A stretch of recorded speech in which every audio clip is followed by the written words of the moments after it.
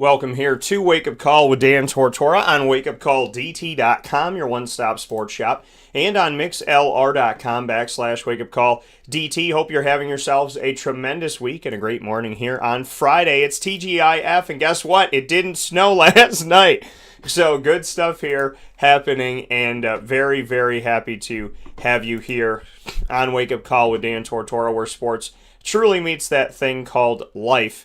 And we have plenty of show coming up for you here today inside of the Cafe Kubal studios. You are watching on Facebook.com/LiveNowDT, as well as on YouTube.com/WakeUpCallDT. And of course, you're listening on MixLR.com/WakeUpCallDT and on WakeUpCallDT.com's homepage where the MixLR feed is embedded. So a lot of great stuff coming up here today. Like I said, inside the Cafe Kubal studios. Could not be happier to have you here inside the Cafe Kubal studios. Make sure you support Cafe Kubal by heading out to any one of their locations, multiple locations. The inside of Golisano's Children's Hospital has just reopened just a couple days ago, so make sure you venture off there if you're going to be inside of Golisano. If you're inside of Golisano and obviously working there, you have a family member there, somebody that you're close with, someone that you love, I send my prayers and my hopes and my well wishes to everybody connected to Golisano Children's Hospital, and thank you for the work you do.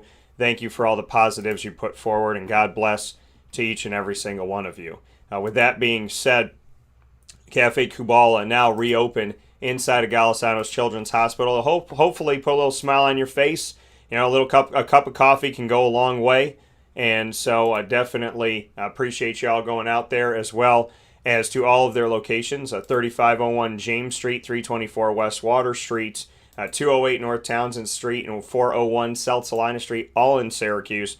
And their newest location, which is out on 343 Fayette Street in Manlius. Right as you come into Manlius, where all of the roads converge, you'll find them right there at the kind of entranceway to Manlius, so to speak, in their giant brown striped building. So make sure that you go and check them out there. And big thanks to them. Today's show, inside of MonPazPopcorn.com's What's Poppin'.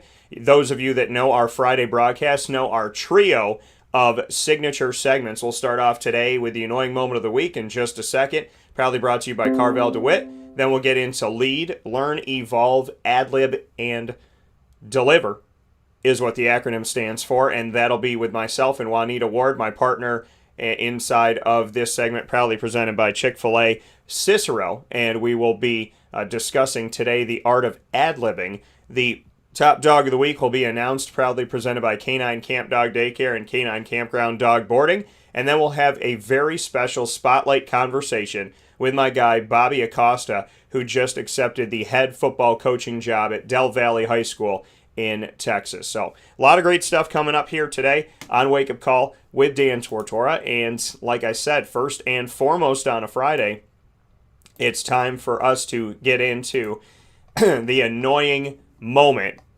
of the week. Love doing the annoying moment. A lot of fun with it. The annoying moment of the week coming to you by Carvel DeWittm. Thanks to Carvel DeWittm, I should say, every Friday here at 9 a.m. Eastern Time. So without further ado, we now hop into the annoying moment of the week.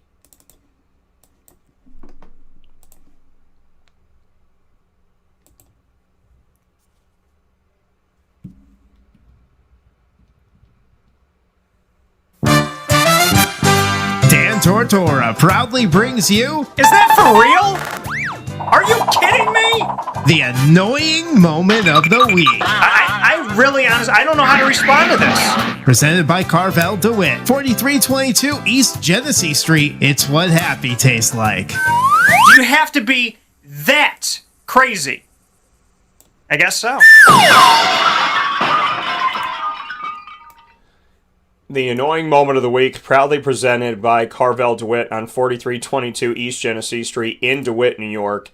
For this week, number one, and I've said it before, but our weather has been crazy. We have had fall-ish, spring-ish, summer-y, winter weather. We've literally had, arguably, 4 seasons in the last few days, and I mean, you think about it, the last week or so, we have seen hot, cold, 80, 30, snow, wearing shorts. So, it messes with my allergies. And, it can stuff up my nose, bug my ears, bug my throats. And I know that you all know that. And I know that, I know that those of you that have allergies, you get it. It's not fun. It's not ideal. It's not exciting. So I would like the weather to choose, And I mean, the thing is for me, like 70s, if it's like 65 later on in the day and I can put on like a sweatshirt, 60, 65, I can put on a sweatshirt and shorts, I'm good. 70s, 80, fine. Fine. I'm not going to complain every day I wake up. I'm going to be happy no matter how hot or cold it is. I just know that my allergies, because my body goes through a transitionary period. So when the weather transitions, my allergies transition. And so when the weather goes like this, that's what my allergies do. And it's not fun. It's not exciting. Anybody that has allergies can feel me on that. So that's my first annoying moment of the week, because I don't care that it snowed. I care that my allergies cared that it snowed.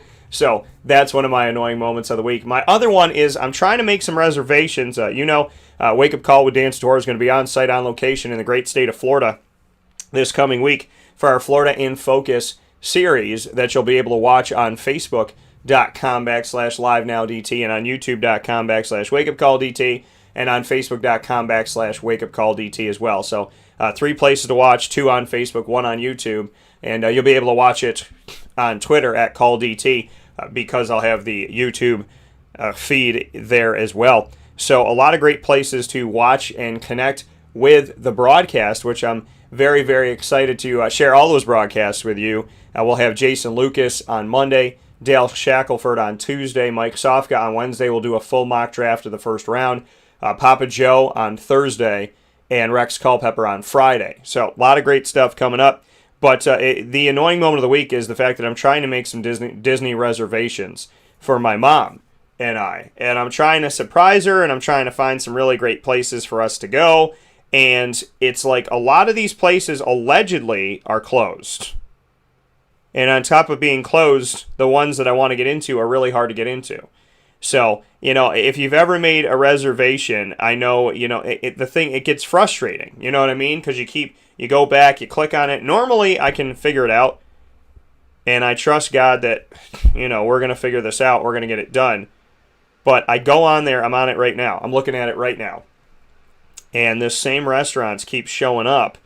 And you got to the thing that's frustrating is that you can type in breakfast, lunch, dinner, but if you type in like the actual physical time, then more restaurants will pop up. So when you write dinner, it doesn't necessarily show you all the dinner places you can go to. So you have to keep putting it through, and then you got to hit like every half hour, and you got to keep looking at it. So it's very, frustrating sometimes because they don't just like flat out tell. I mean, there's the excitement of if they don't tell you that if you keep clicking on all the different times, then you'll find it. But it's also time consuming to have to go through here and try to figure this out. So I figured, you know what, I'll call. Because normally when I call and I speak to a human being, I feel like I've had a better opportunity at a reservation because they'll try and squeeze you in. And if they're any type of nice human, they'll do everything they can. So I called and I was on hold for over 30 minutes and I hung up. So, that's why it's the annoying moment of the week, because I'm trying to get this done. I'm trying to find something good for my mom and I, and trying to set this up is very, very frustrating because, like I said, you go onto the app, you're clicking through, you type in dinner shows you, but it doesn't show you everything. So then you got to go to the individual times. So then you got to scroll through, get to the times. Then after you get to the times, you can't always find everything. And I always think, again, it's better to call, because there's the human side of things where like, oh, if somebody can help you, they will, but then nobody answered the phone for over a half an hour. So, very frustrating trying to do this, but I know I'll get it done. I know I'll find some great places for my mom and I to eat. So, I just want to have the best trip I possibly can with my mom, and, because she deserves to have a beautiful vacation, and I, would love the opportunity to do the same. So, I always pride myself on being able to like do the seemingly impossible when it comes to Walt Disney World and planning trips in general, but definitely with Walt Disney World. So I'm gonna keep at it. I'm gonna keep trying, and I'll figure it out. But and then it's easier, I feel like, on the desktop than it is on your phone. But then the desktop makes you think that something is available when it's not, because it shows you it, and then it's not available. So all I'm saying is this could be an easier process to make a Disney dining reservation. That's what I'm saying. So that is one of my another annoying moment of the week this week. If you're just tuning in, my annoying moments are my allergies, freaking out probably like everybody else is during this constant change of weather in upstate New York. My other one is trying to make a reservation at Walt Disney World, and and it taunts me that it shows me the restaurants like, hey, these aren't available, and I'm like, great, show. So it's just frustrating. And to go through this whole process. And because the thing is, if you click on dinner, it shows you places. If you click on 7:30 p.m., it shows you different places. So you literally have to go through everything to make sure you don't miss a reservation, which I guess is good in a way because, like I said, you can be pleasantly surprised, but then you can also just it's frustrating to have to go through like every single time from 4 o'clock on to try and find a dinner. So I'll keep at it. I'll see what I can do. And my other annoying moment of the week this week, I would have to say my other annoying moments, there's a lot of stuff. I would say, in general, and you know what? I feel like I just got a sign to say it, so I'm going to say it. Because a thing just came up on my phone that said online dating sucks. So I would say that too. I would say whether it's me who's tried it or somebody else, the reality of it all is that online dating genuinely does suck. And because we live in a world where, you can't see people's faces and people kind of just want to go to the store and go home and this, that, and the other, it's very hard to to meet somebody new in this dating world. And when you meet somebody new, again, they have a mask on, and it's just it's a weird world out there due to Corona. And then, online dating, people can be fake. There's so many different things that people can do. They can waste your time and, and say they want to talk to you and not talk to you. So, I can honestly tell you that it does frustrate me to go through this process of online dating and something that I've had to do before, because you're dealing with profiles. You're dealing with people that essentially could be fake. And here's the other question. Why do people create fake profiles? Like, why go on somewhere where someone's actually trying to do something normal?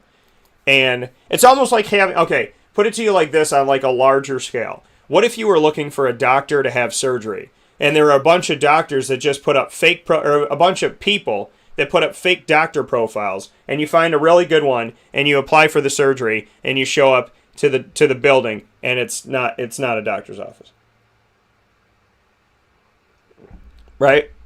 Or what if Wegmans put out the food that they had, and you went to shop online and get your food, and when you ordered the food online and you went to pick it up, it wasn't any of the food you ordered?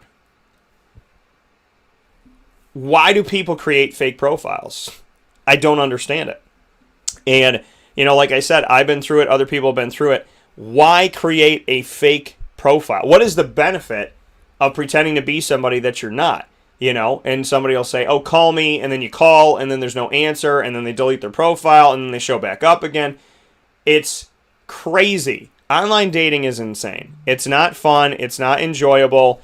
There's nothing about it that I genuinely like, because, people can be so incredibly fake.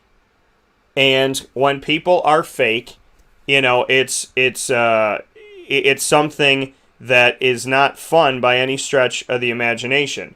So I would say to you, if you're like me and you're single in society, it's very hard right now to date anybody because of the fact that we're in a situation where it's just not ideal. People are masked up, and people are masked up, and being masked up in a situation, you can't really see anybody. And on top of that, the online dating thing. It is. I mean, it's like you have to verify your profile online now, and still those people may be fake. So you never know what you're going to get. You never know who you're going to get. And it's just, it's a weird world. I miss the world where you could just walk up to somebody and be a kind man or a kind woman, and someone would receive you, And I think women should walk up to men. We talk about being equal in society. Well, if equal is equal, then walk up to me, say hello. I think that would definitely, because I'm a person that has to do, I'm constantly hosting, I'm constantly talking, I'm constantly the person that, is going out and claiming the spotlight, so to speak. I would like to be sitting by a pool and have somebody walk up to me and say, "Hey, I saw you. How you doing?" That'd be great. It would actually catch my attention because I like women who have that confidence. I like women who don't care if it's a man or if it's a woman. You're going to go after what you want. I respect that very much so, very, very much so. And so I think that would be cool too. That would be nice. And the other annoying moment that I got 4 annoying moments this week. I got 4 scoops of ice cream. This is like a towering cone at Carvel that's kind of bending a little bit here. My 4th scoop is normally I have no problem whatsoever sleeping. And this week, and I had some stuff. I had some caffeine. It's kind of my fault, but I couldn't fall asleep. And, normally, like I said, I have no trouble falling asleep whatsoever. And this time around, this week, I had some trouble falling asleep. And that to me is so frustrating because I lost a lot of sleep. Last week into this week, I hadn't slept that much, and I'm like, I got to catch up. And then this week, I feel like I got even less. It was like 1 o'clock, 3 o'clock, 2 o'clock, 3 o'clock, and 1 o'clock again. So, I genuinely don't mind staying up. I can function on an hour of sleep. I can function on 20 minutes of sleep. I can function on 8 hours. But, I am getting ready for Florida in Focus, getting ready for bringing the show down to the great state of Florida, and being in the sun. I want to be well rested because, I got Dan on Disney, not just Wake Up Call. So I'm going to be at Disney. I'm going to be running around. It's my vacation. I'm a big kid. So, I want to really soak it all up and enjoy it. And I'm like, so, you know what I mean? So it's one of those things. You got to get your sleep. And my eye this week, a couple days this week, my left eye started twitching. Very low-key twitch. You couldn't see it. Like, if you were looking at me, you probably couldn't see it unless you looked really closely. But I could feel it, like, right under the eyelid here. And it kind of was, like, twitching a little bit. And I said to my buddy, I goes, "Why is my eye twitching?" He's like, "You're tired." And I was like, well, that's true, because every time I close my eyes, I could legitimately close my eyes right now and fall asleep in the studio. And so, get your sleep, folks. To the children out there like me who don't listen to that stuff, I definitely would tell you to get your sleep, because when I don't get my sleep, it does. It plays with me. And the thing is, it does mess with you. If you don't get your sleep, it does mess. You get delirious. You start seeing things that aren't there. You start thinking you had conversations you didn't have. Not sleeping has a grandiose effect on your life. It really genuinely does. You have to go night-night. So make sure that you're sleeping, because when you don't, it's like you're all over the place. I don't even know how to describe it to you, but it's true. And I know that a lot of people, because that's the thing, some people go to bed really early, and I'm against that too. I understand people got to get up at 5 or 6 in the morning, but people that go to sleep at 9 o'clock or 10 o'clock, to me, that was my curfew when I was in high school, was 10 o'clock. So I'm not all about going to bed that early. And I don't know, some of you listening and whatnot, I don't know what your theory is on when you should go to bed, and I guess it's all relative to when you have to work in the morning. But I can't fathom at 9 p.m. going all right, I'm calling it a day. You know what I mean? Like, I just can't picture that. That to me is it's way too early. You know, way too early. So I'm not a fan of that by any stretch of the imagination, but I do need to sleep. And this week kind of got me. You know, last week I was functioning tired. This week I'm functioning. But when I tell people I'm tired, because I don't talk about being tired. So if I tell you that I'm tired, anybody that knows me knows, wow, he must have just like, you know, not slept for a week, two, or it's got to be like 2-3 weeks now that this man just beat himself up. So, not fun. I mean, that's how I really feel this morning. So, the annoying moment of the week, plenty of scoops of the annoying moment of the week today. There's a lot of things that were on my mind. I'm also sad that The Falcon and the Winter Soldier is ending at 6 episodes. I think that's such a, I mean, they've done such a phenomenal job.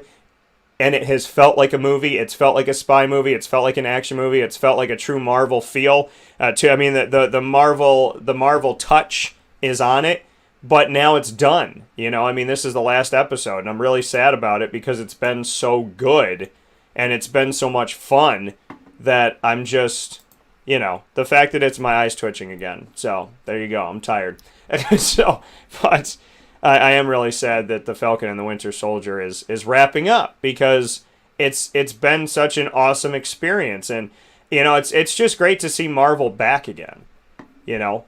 And, I mean, being able to see WandaVision and everything that's coming from WandaVision, and then to see Falcon and the Winter Soldier, and Loki's coming up here in, I think Loki's coming up here in, June? So there'll be something to watch, which I'm excited about. But your boy's tired. I'm tired, and I'm sick of online dating. And, you know, and like I said, it would be nice to just be at a pool and just have somebody walk by and, you know, put them glasses down and say, like, hey, how you doing? Like, hi, how are you? You know, it takes nothing. It takes nothing to say hello. Little bit of guts, but I think men and women can do it. And in a society that I believe should be equal, I think men and women should approach each other.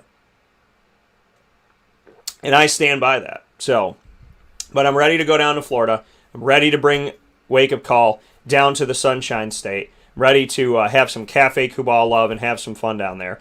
So, very excited for the opportunity. Can't wait to be down there. And I'm happy to have you all join us. I'm very much looking forward to you all joining us. We'll be there all week long with Wake Up Call with Dan Tortora. So that's my annoying moment of the week. My annoying moments of the week. Plenty of them. Allergies, online dating, lots of stuff, you know. And so make sure that's, and also, I do have one more. I have a 6th one, believe it or not. There you go, 6 episodes of The Falcon and the Winter Soldier, 6 annoying moments. My other one is the fact that for 2 weeks in a row, I have forgotten it's garbage day and missed the garbage truck. And I actually have missed it 3 out of the last 4 weeks. But it's to the, like, it's the sad thing, like, you go outside, and I didn't just miss it, like, they were the next house or 2 over, and I'm like, you can't, what's the rule on garbage truck? Can you tell them? Can you ask them to, like, drive backward? You know, can you be like, hey, can you come back and take this for me? I mean, the mail lady, you can drive up to her and just, like, hand her the mail. But I think, like, for me, it's one of those things where, what do you do with the garbage? If they're to the next house, can I run my garbage over and go, can you take this pail? But, I mean, that's the thing, you know, my garbage is stinky. And I have a raccoon because I have no top to my garbage. It's a story. I had a garbage can. I had a garbage pail with a top to it, and it disappeared. And then I got a new garbage can that didn't have an official top to it, but I found something that fit it, and then the top disappeared. And I'm confident that there's a raccoon or a very rabid human being, maybe a zombie, that's going through my garbage. So I'm frustrated by the fact that I have forgotten it. Like yesterday, I went out, I got in my car, was going to lunch, and I went, son of a b. So I was like, but luckily it wasn't that the other 2 times where like the litter, like my home, and then the garbage man, and I'm here, and I'm like, am I allowed? And then I was like, I don't want to be that person. So I'm like, am I allowed to? But even if they come back, I would feel bad because they're on a schedule and they got to get it done, and it's my fault that I didn't put it out there on time. So just frustrating that my garbage has not gone out when it needs to. So I don't know what to do with it, but I have garbage that needs to leave my home, and I don't want the raccoons to keep eating it. So I need to be better about my garbage time. I'm horrible at it right now. I genuinely forget every week. Like, I have forgotten 3 out of 4 weeks. I need to just put it out the day before, but I don't, because I try to pack it as much as I possibly can, and then I put it out. I need to change the game on that, because obviously it's not working, so I need to do better. With that being said, those are my annoying moments of the week. I had 6 of them this week. I woke up this morning and I'm like, what are they going to be? And then it was like boom, boom, boom, boom, boom, and then I had 3 more. So those are my annoying moments of the week. The great thing about no matter what your annoying moment is that you can head to Carvel DeWittm and have a happy moment, because they are what happy tastes like. And you can try the Orange Dream, which is my signature sundae and shake. You can get the Orange Dream exclusively at Carvel DeWittm. It's like having an orange creamsicle as a sundae, or drinking an orange creamsicle. So good. Orange sherbet, vanilla ice cream, whipped cream, a cherry, and rainbow sprinkles. And yes, the sprinkles are on the sundae and they're in the shake. So go out and get the Orange Dream today at Carvel DeWittm exclusively on 4322 East Genesee Street in DeWitt, New York. It is what happy tastes like. We'll take a step aside for a fast break, come back with Lead, Learn, Evolve, Ad-lib, and Deliver. Proudly brought to you by Chick-fil-A Cicero. This week's topic, the art of ad-libbing.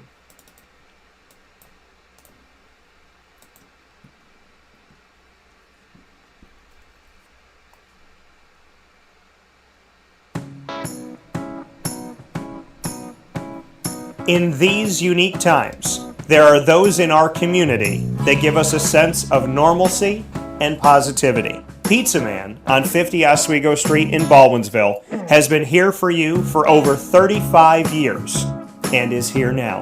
Call 315-638-1234 or order online at pizzamanbville.com to bring those familiar tastes into your home. And remember to come see our monthly on-site broadcasts centered around the community and our Baldwinsville beats.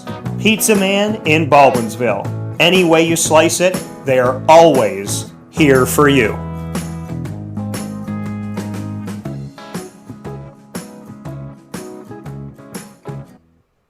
I'm George Townsend of Honda City with some good advice when buying a new car. The true cost of owning a new car is determined by the appraised value when you trade it. No vehicle appraises higher than a Honda. Next, look for low APRs and deep discounts. You also want low maintenance costs and great fuel economy. That's why my advice to you is to buy a new Honda. Looking pre-owned, visit our Honda Certified Used Car Center. Honda City, 7140 Henry Clay Boulevard, Liverpool, or HondaCity-CNY.com. It would be a pity if you don't shop at Honda City. This is Jimmer Sikowski, owner-operator of Chick-fil-A Cicero, 7916 Brewerton Rd in Cicero, right in front of the Home Depot. I had a deep feeling that God wanted me to do something bigger with my life and to help people, help others. He kept putting Chick-fil-A in my life, and I realized as I was going through the franchise selection process that positively impacting the lives of others was really core to what we do here at Chick-fil-A. First of all, it starts with the food. The food is brought in fresh daily. We bring in local produce. We prepare to order in the kitchen. We hand bread our chicken. We hand spin our milkshakes. It's great food. It doesn't taste like fast food. I think the second thing is the way people feel when they come in a Chick-fil-A restaurant. It's different. We try to treat people with intentional kindness here, which is very different and deeper than good customer service. And so I think it feels remarkable for most people to come in a Chick-fil-A restaurant. And then lastly, the impact that we try to have in the community is very different. It's a big part of the expectation of every operator of a Chick-fil-A restaurant is that they're actively engaged in their community, they're a leader in the community, and they're making a difference. When they realize that what we're striving to do is to shine a little light in their life, that's a very, very different experience than you will have at any other quick service restaurant. And it's that remarkable experience that I think people will emotionally connect with.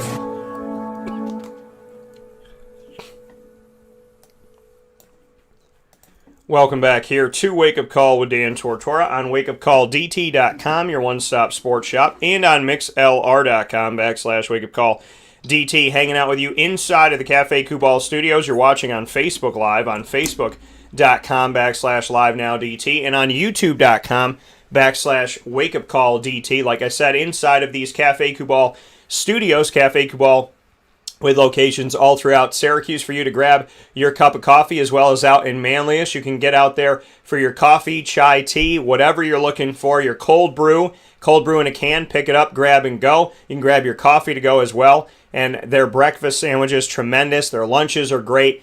Everything good there, and of course their desserts to have for later. Their chocolate chip cookies, chocolate chip banana bread, basically chocolate chip anything, but Cafe Kubal has got it done in so many different ways, and I appreciate their hard work, effort, and enthusiasm, especially during this pandemic. So go out and visit them at 3501 James Street, 324 West Water Street, 401 South Salina Street, 208 North Townsend Street, inside of Golisano's Children's Hospital, which just reopened, and 343 Fayette Street in Manlius, New York.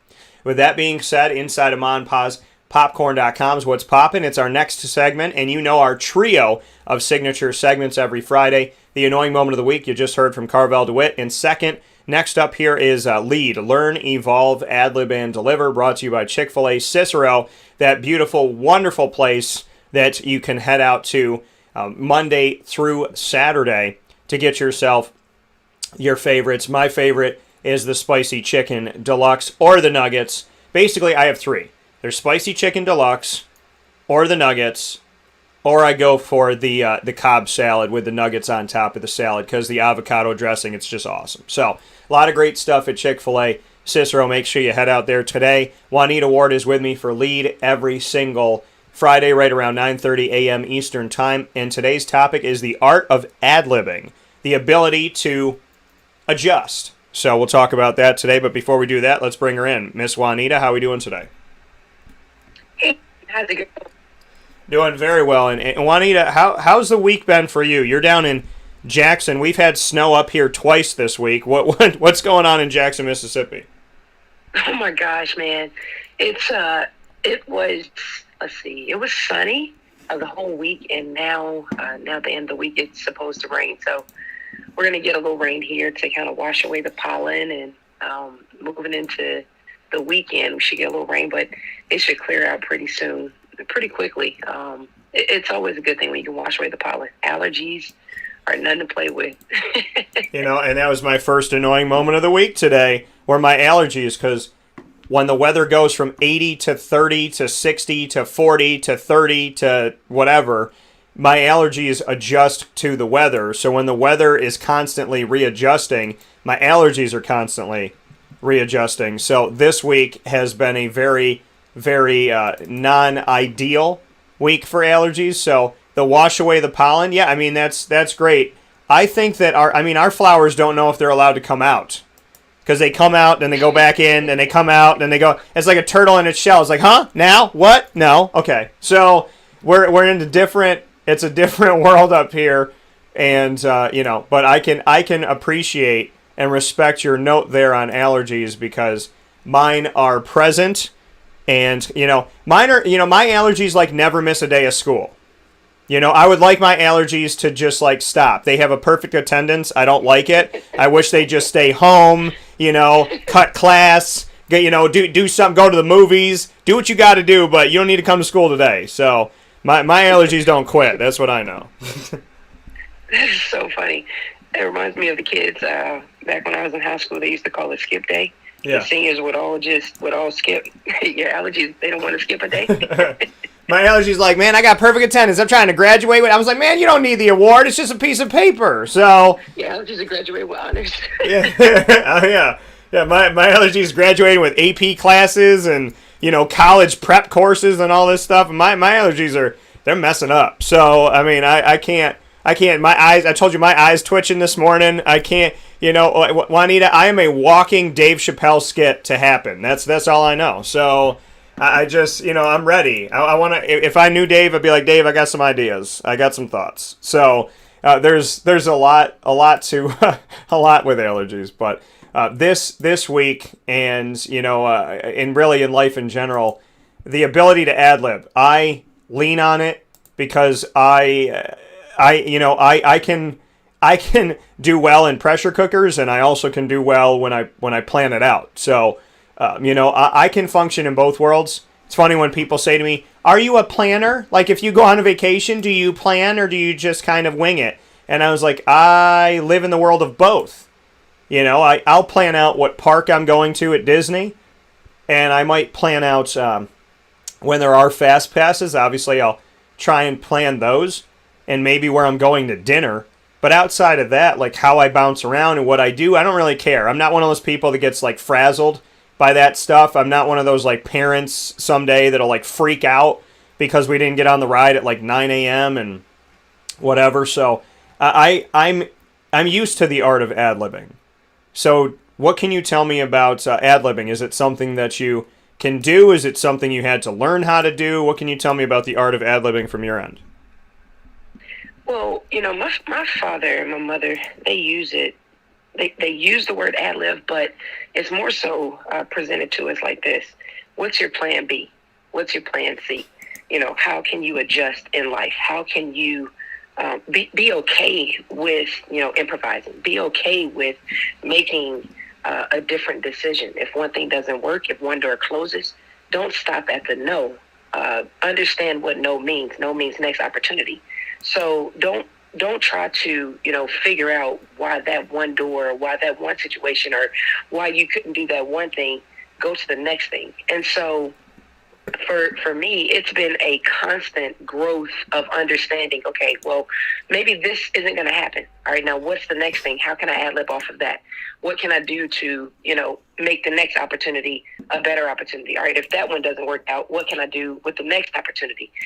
You have to continuously keep moving, keep evolving, because the world is forever changing. The world is forever going into different opportunities in life.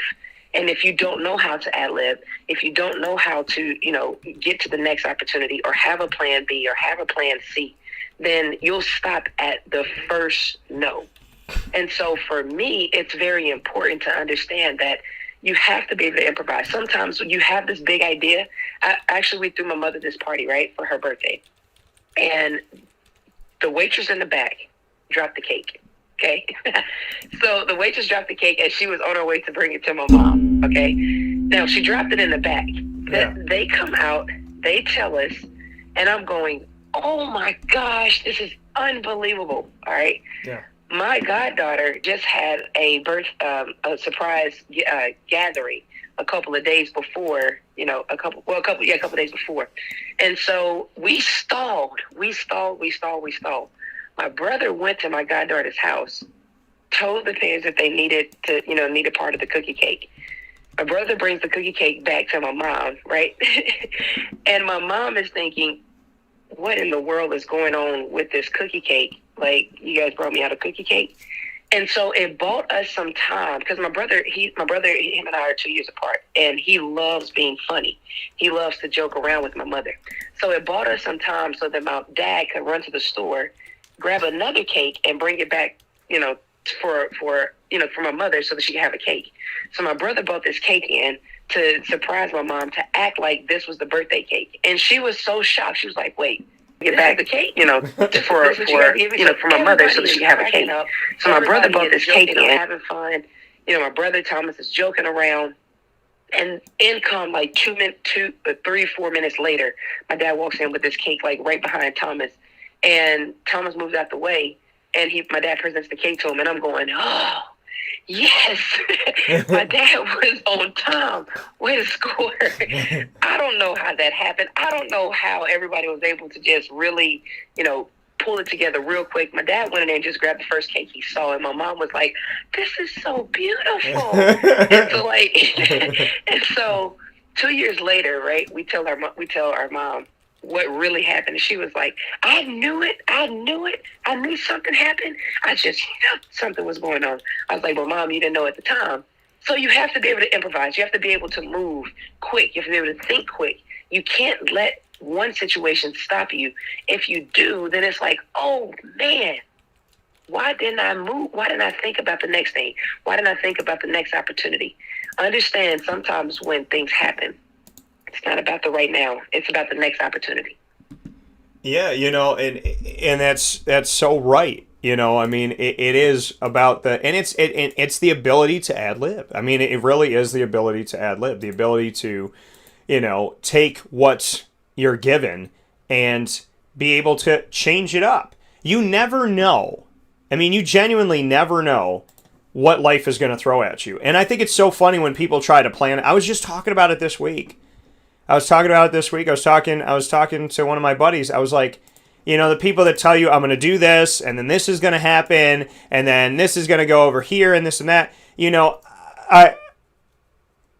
I look at stuff like that, and I kind of just laugh. I'm like, man, were you born, like, literally, were you born yesterday? Like, do you think that that's how life works? Life don't work like that. You tell life, I want my dinner at 4:30. You can get your breakfast at 8 p.m. I mean, that's what happens. And, that's the ability to ad lib. It is a daily thing. It's a daily thing. You go down this road every day, and, the road closed. How you going to get there? There's snow on the ground after you mowed your lawn. You mowed the front. You didn't do the back. Now there's snow in the back. You're going to have to figure it out. You know what I mean? Like, life does what it does. And life is beautiful. It really is. I know, we talk about it and people get negative. Man, Dan, life sounds like it stinks. Because, listen to how you're describing it. And that's reality. Life throws you curveballs. Life throws you sinkers. Life doesn't throw you a 40-mile-an-hour fastball down the middle. And, sometimes it does, and you got to look at why life throwing me that fastball 40 miles an hour. So, like you said with your mom and the birthday cake, stuff like that happens all the time. And, and I can drum up whenever you think about a party and this didn't happen and that didn't happen and you're trying to do this. Like, you never know how things are going to go until they go. And I mean, there are times that I've made, I talked about this in the annoying moment of the week, how hard it is to make a Disney reservation right now. And I'm trying to surprise my mom. And, but I've done stuff before where I've made a reservation and somebody might have thought like I had it the whole time. And the hoops I had to jump through and the things I had to do to get it, they have no idea. That was like, I got it, I lost it, I thought I had it, but then I didn't get it, but then I was on hold for an hour and a half, but then I was online, but then it didn't work, but then I had to add a person, but then we got there late. So, and to them, it's like, oh, this is, like your mom did, oh, this is so nice, And you're sitting there like, I mean, in order to make it happen, you're sweating, hyperventilating a little bit. I'm like, I'm just happy you're happy. I'm just happy you're all right. But you and I are people like that, where somebody's like, oh, Juanita, Dan, that's so nice. I was like, just give me a minute. They're like, why are you breathing so deep? I'm like, it's fine. Don't worry about it. But, I've run through parks before. I've run through like an entire park at Disney. I mean, the things I've done. And my mom, same thing as your mom. My mom, oh, sweetheart, this is such a perfect night. And I'm looking at her going, Mama, I'm gonna sleep well tonight. So, you never know. But I guess to go off of what we're talking about, Juanita, is when somebody loves you and they care about you, they are willing to ad lib, to do whatever they can to make it look like it went off without a hitch. That's so true, Dan. You said something that was so funny, because we're running around trying to make life happen. We're running around trying to make these things go, and people are like, "Wait, why are you so tired? Why are you breathing hard?" That is so true. And my question, that I would definitely ask our listeners is, what are you doing when one door closes, or at 12 o'clock you have something set up, but 12:30 it doesn't go as planned? What do you do? What's the next thing? So my dad says it like this: always think ahead. Always think ahead of time. Always think about another opportunity. Always think about something else that could potentially happen during that time. When we're driving down the road, I say that I'm always improvising. I'm always ad-lib. I'm always doing that because you never know if someone is going to cut you off. You never know what's going on in somebody else's vehicle, where they're trying to go, how fast they're trying to get there. You never know. And so when you're driving down the road, you have to always be in charge of what's going on in your lane, in your car, with your two hands on the steering wheel, staying in preparation that something may happen. You have a destination to get to. You know exactly where you're going to go, but you also have to have a understanding that, okay, how can I prevent this from happening? How can I prevent that from happening? If this happens, what am I going to do next? If that happens, how am I going to do? If this person cuts me off, what do I do? If the traffic is slowing down and I happen to just look over to the side at a sign and the traffic is slowing down in front of me, how am I going to have my peripheral vision looking at the sign really quickly and also looking at traffic? How am I going to be alert? Just as we're driving in the car understanding that we have to have multiple things going on at one time. My dad would do this exercise when we were younger that would get us to use both sides of our brains. So when as a training, when we were training for basketball, he would throw us a basketball sides of our brain. Catch the basketball with the right hand, but as a training, when we were training for basketball.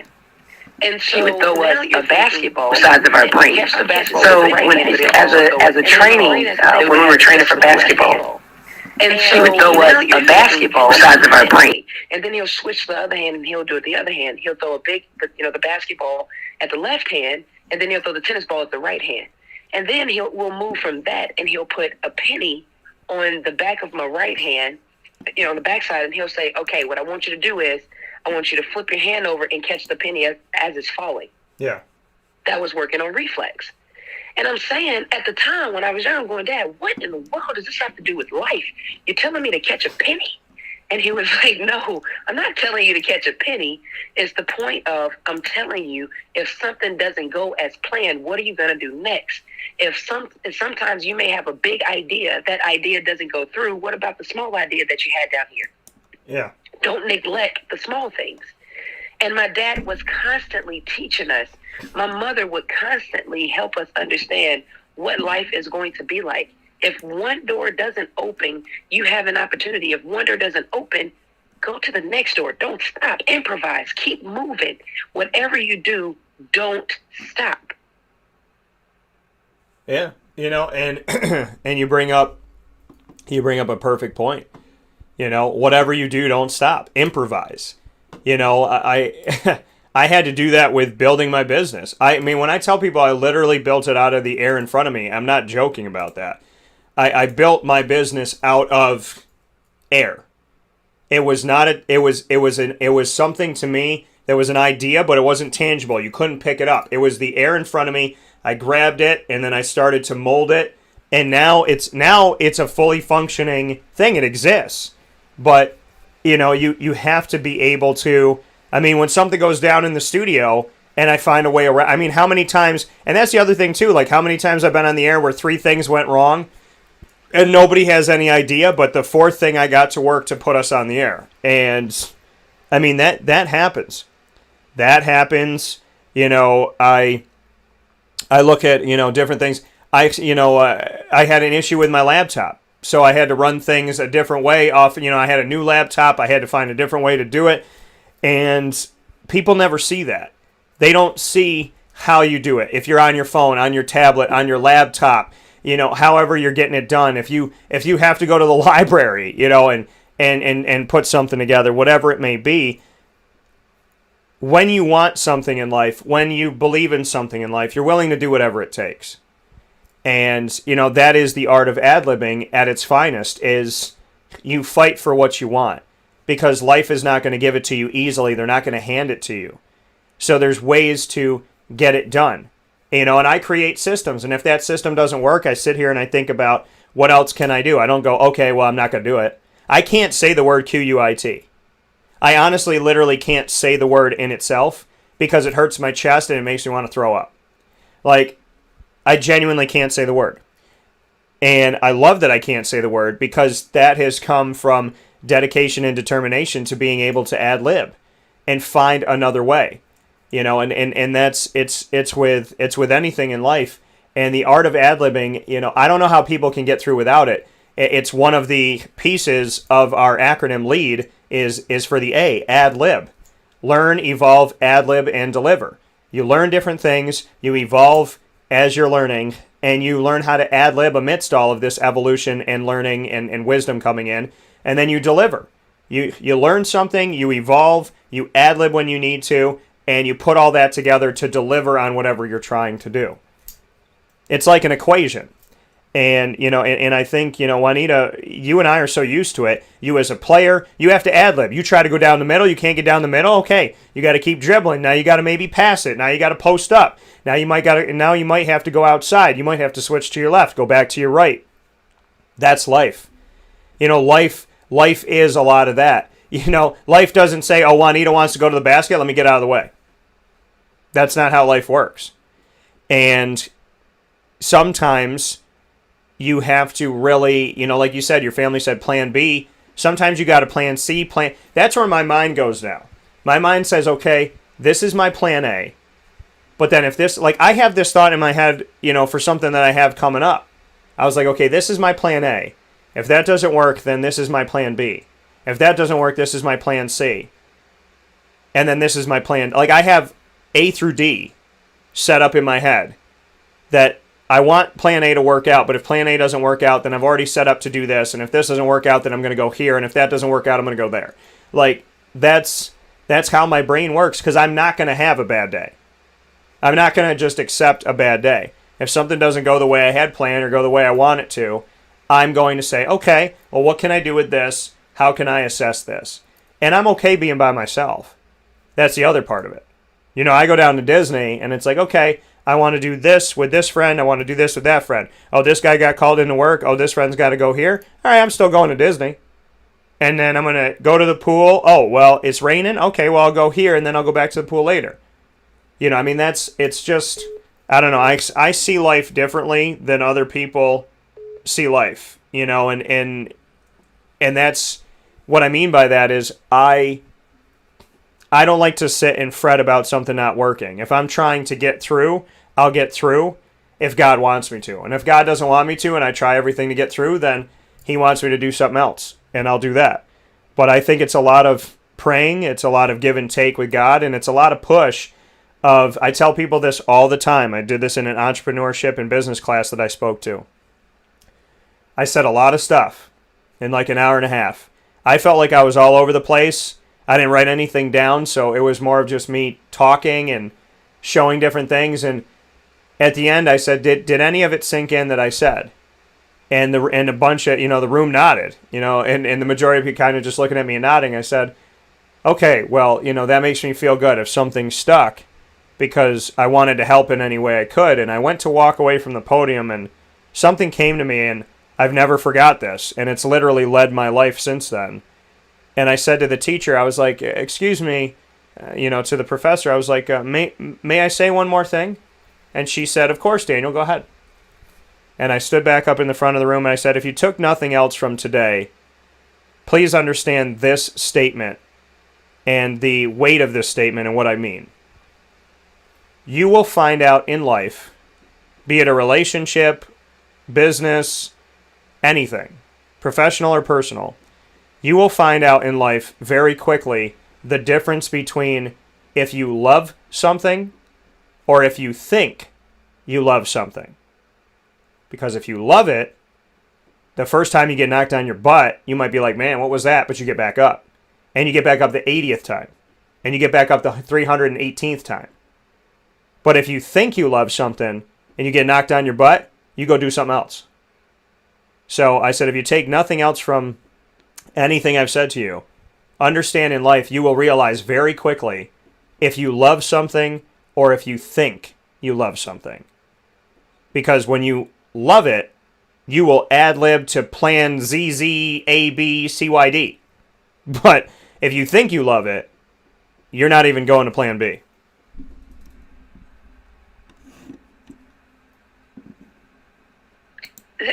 That's a very, very true point.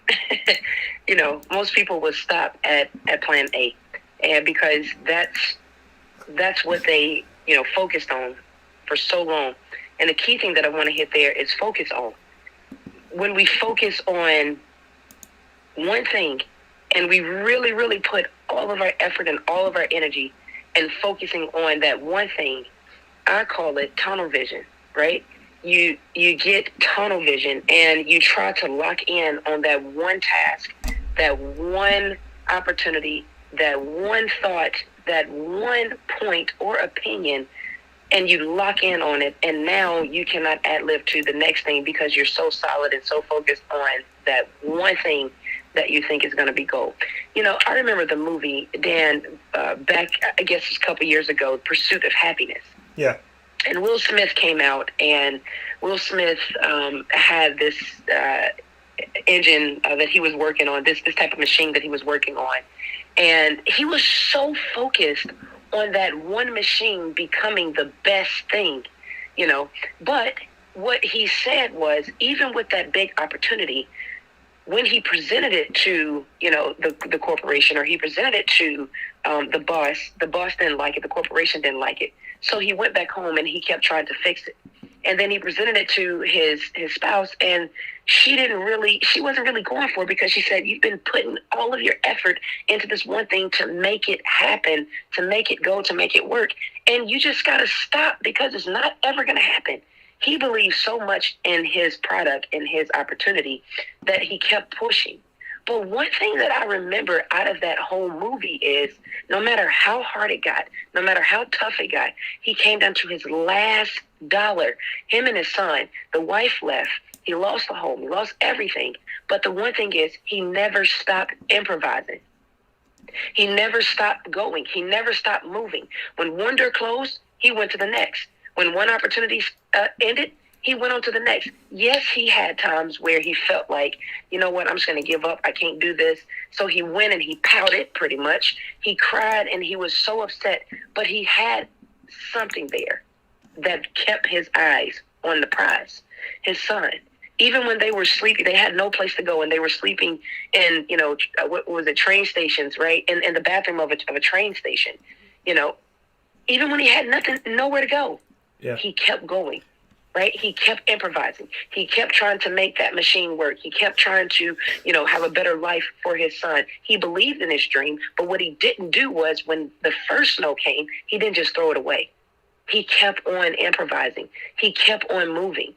I can remember when I was starting up J. Ward the Encourager, and I was becoming a motivational speaker, and I was stepping out into this platform, and, of course, there are thousands and thousands of people that are out here motivational speaking. The thing that I had to say to myself was, what are you going to do that's going to be different than somebody else? What are you going to do that's going to attract what you do to other people? What are you going to do to attract other people to what you're saying and what you believe and how passionate you are? What are you going to do that's going to make your diamond shine and sparkle brighter than the next person? What are you going to do?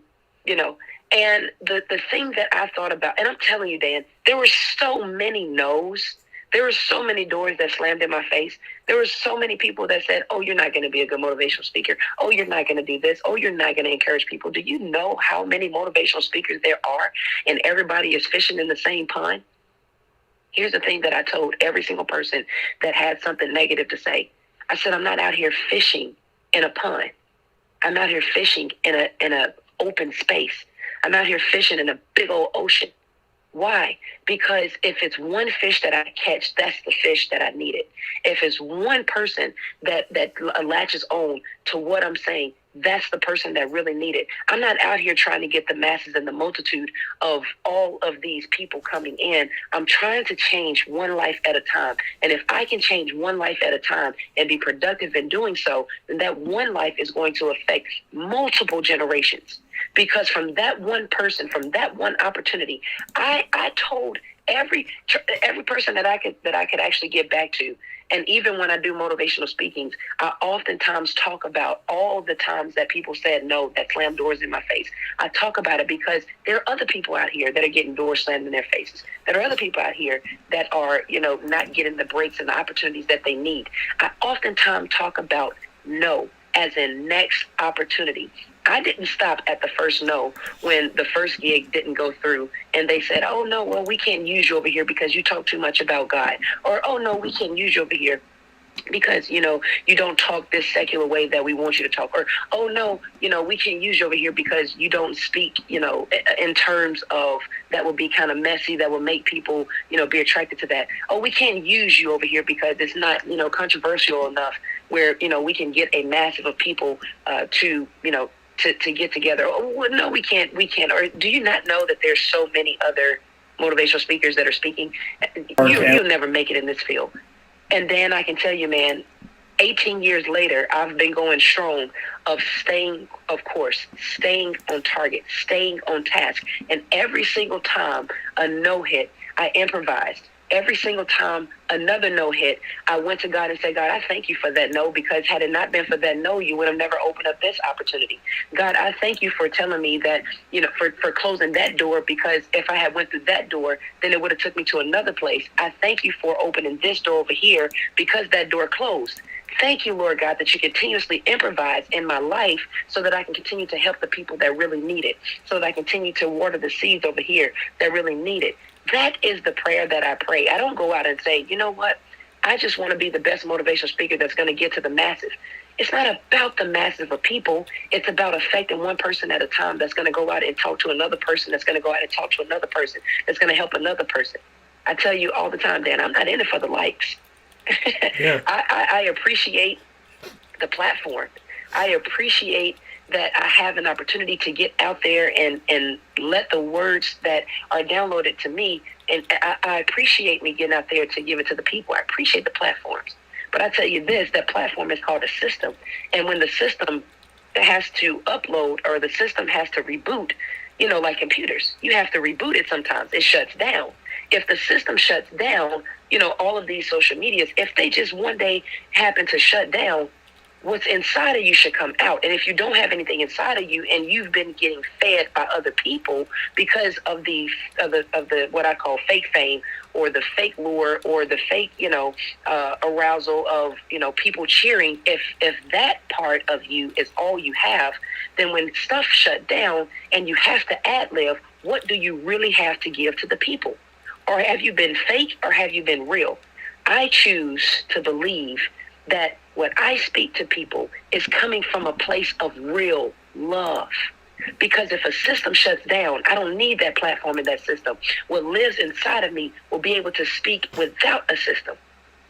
I can go to the store right now and talk to somebody and have a conversation. That's just the person that I am. It's not about the all the social media platforms. That's great and dandy, But at the end of the day, how can you improvise to make what you do better? How are you going to pursue your happiness, even if your happiness is at a cost of a no? What are you going to do to improvise? What are you going to do to keep moving forward? What is your plan Z? Yeah. When your plan A didn't work, what's your plan Z? You've exalted all of the plans, and you came down to the last one, plan Z. What are you going to do with plan Z? What if plan Z don't work? Now you have to go to the subtitles. Point A, point B, point C. You keep going. You keep going. You don't stop.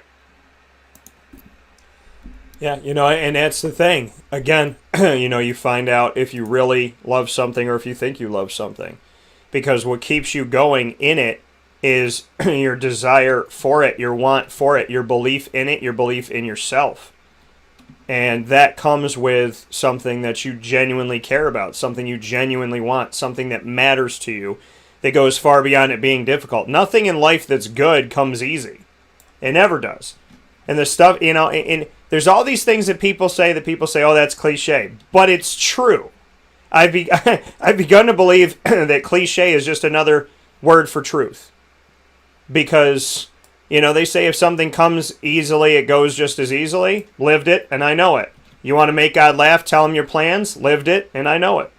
So, to some people, this may, these statements may be cliche, but to me, they're real. To me, they happen. It is not easy. You do have to have plenty of plans in place. You do have to be able to ad-lib. because nothing's going to work exactly how you expect it to work. I ran an entire festival. I had 100 moving parts. And at the end of the day, when I was setting it up and I was doing this and everything was going forward, there was stuff that happened that day that I didn't think of. Questions I had to answer that I never thought would be questions I had to answer.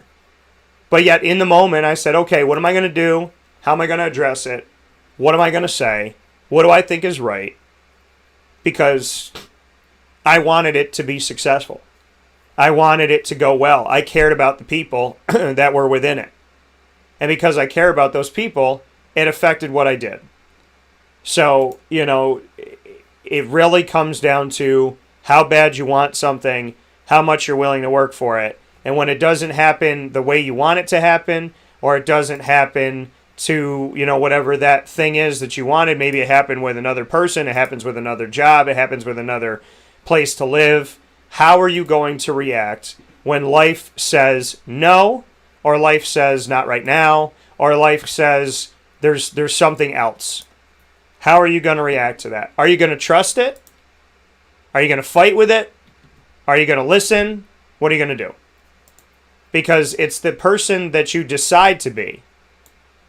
It's the person that you can live with. That's the person that's, it's not decided for you. Nobody knows what you're going to do. You are the person that has to figure it out. You're the person that has to make the decision. And I'm just a firm believer that if you pray and you breathe and you do positive things for yourself to calm yourself down, take a walk, listen to music, whatever, when you're getting jumbled, and you're healthy with yourself and you get your rest and you surround yourself with good people and you don't surround yourself with any yes people, you surround people you surround yourself with people that'll tell you what you need to hear and not always what you want to hear. That's a recipe for success. And when all else fails and nobody answers their phone and nobody else is in that ring except for you, and they send out that gladiator who's charging toward you, will you ad-lib? Will you show up? That's the question you have to ask yourself. And the answer should always be yes. With that being said, Miss Ward, I appreciate you as always, and I thank you for being a part of the show. Thank you so much, Dan. That coming from Juanita Ward and myself, Dan Tortora, here on Wake Up Call with Dan Tortora, where sports truly meets that thing called life. Very much appreciate Juanita being a part of the broadcast, and thank her so much for being a part of the show as always. Inside of Lead, Learn, Evolve, Ad-lib, and Deliver, brought to you by Chick-fil-A Cicero on 7916 Brewerton Road in Cicero, New York. Make sure you head out there today for your favorites. We'll take a quick step aside, and we'll go to the top dog of the week right after this fast break with Bobby Acosta coming up very shortly after, here inside the Cafe Kubal Studios on Wake Up Call.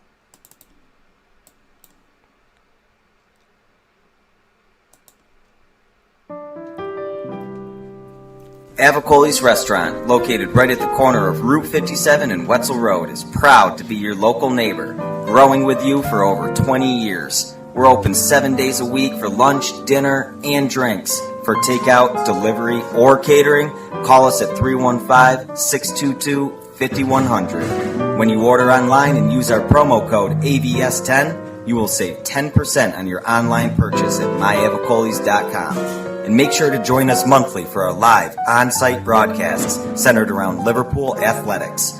Avicoli's, your local, trusted neighbor right at the corner of Route 57 and Wetzel Road.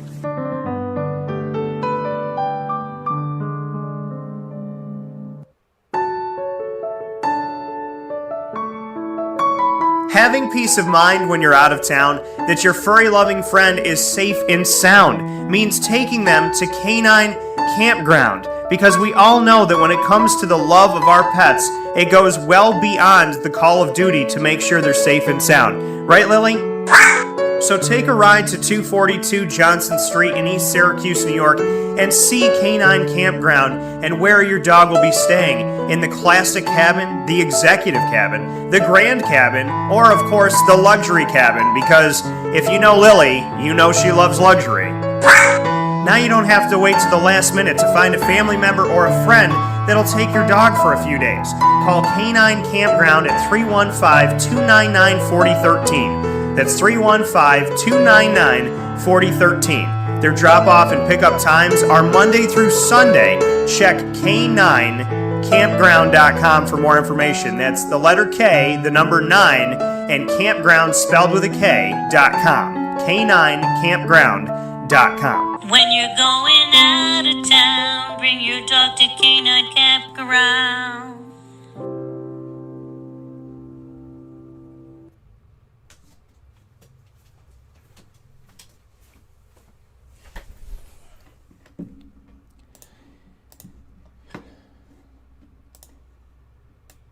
Welcome back here to Wake Up Call with Dan Tortora on wakeupcalldt.com, your one-stop sports shop, and on mixlr.com/wakeupcalldt here where sports truly meets that thing called life. You're watching on Facebook Live on facebook.com/live-now-dt and on youtube.com/wakeupcalldt. So however you're connecting with the show, thank you so much for tuning in to Wake Up Call. Bobby Acosta is here on the line with us. But you know that we do the top dog of the week, and I want to make sure that we get into that very quickly here because it has a connection to what's coming up. So our top dog of the week by K9 Camp Dog Daycare and K9 Kampground Dog Boarding, presented by them. My top dog of the week we just talked about ad-libbing in the last second with Juanita Ward with a lead, and actually the A in our acronym lead is to ad-lib in life. And so to all the ad-libbers out there, to all the people who are able to adjust on the fly and to do what they need to do in life as life throws you a bunch of curveballs. I want to shout out all my ad-libbers. I want to give love to my best buddy, Evan, as well as to my mother and to Mr. Bobby Acosta. The ability to ad-lib in life and to find the right fit and to continue to work to challenge yourself. I have the utmost respect for my top dogs around the country. And so for Evan, you know what I'm praying for here today, as well as for my mom and for Bobby. Very, very happy to see people that never give up on their dreams, believe in themselves, and bank on themselves, and are able to adjust with the coming wins, because that's what life is all about. So before I brought him in today, he didn't know it was going to happen, but I wanted to officially honor Bobby Acosta as one of my top dogs of this week. So with that being said, let's bring in the Del Valle head football coach, the new head football coach, Bobby Acosta. Bobby, how are we doing today? Very good. Good morning. Thank you for having me on, and thank you very much for the nomination. I'm very grateful. Absolutely. And Bobby, I mean, for you, you and I have spoken since you came out to Syracuse, and you know you've had a journey. And, you know, it's brought you to Del Valle, and I want to talk about where you are now. But let's discuss the journey, because you were on the journey before Syracuse. You continued on after Syracuse. What have you learned about the ability to have a plan A, a plan B, C, D, all the way to Z when it comes to coaching? What can you tell me about your ability to ad-lib on the journey that you've been on? Wow, the journey, you know, I had some time to reflect on my coaching career, and you know. Tell me about your ability to ad-lib on the journey that you've been on. And wow, the journey. You know, I had some time to reflect for Casey Keeler at Rowan University, and I actually came to watch Casey Keeler. You know, he played this past weekend in Houston. He's the head coach of Sam Houston State, and he's the main reason why I started coaching. And when I saw him, you know, I had a chance to really reflect on the days that he said, when I left school, my father passed away. I left college that year, and I worked for UPS. And, you know, I was loading 3 or 4 trucks a night. I'm like, I can't do this for the rest of my life. So I called Casey Keeler and said, I'm coming back to school. What do I have to do? And he said, well, you have to take 24 credits in this summer and do well, and you could be back on the football team. I took 24 credits. I got nearly a 4.0, and that's where my journey started.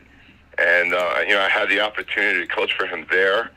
He left to be the head football coach at Delaware. I became a very young high school football coach. And throughout my career, you know, I had success stories. I had failures. And, you know, the main thing when I started to understand what I really wanted to do, I started to really brand who I was. And, you know, I had a chance from the college, New Jersey, becoming the head coach at Widener University.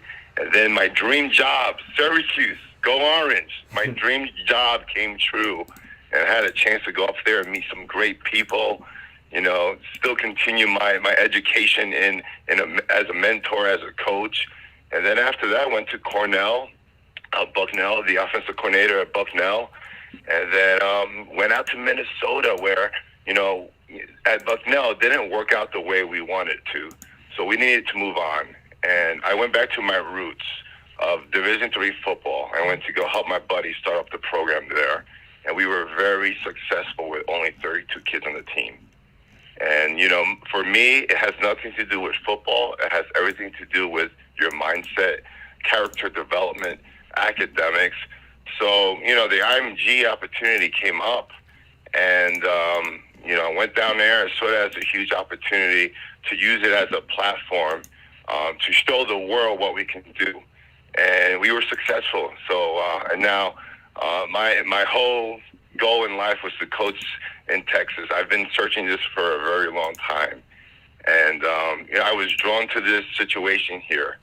And now, I put a lot of attention to it. And now I'm sitting here as the head football coach. Yeah, and that's the thing. And Bobby, thank you for, running us through that timeline of your life and what you had. Speaking here with Bobby Acosta, the Del Valle High School head football coach, just became the head football coach. The journey that you had there, and like you said, loading trucks and whatnot and saying, I can't do this for the rest of my life, and then having to go back and get credits and then becoming a young high school coach and everything you had to go through.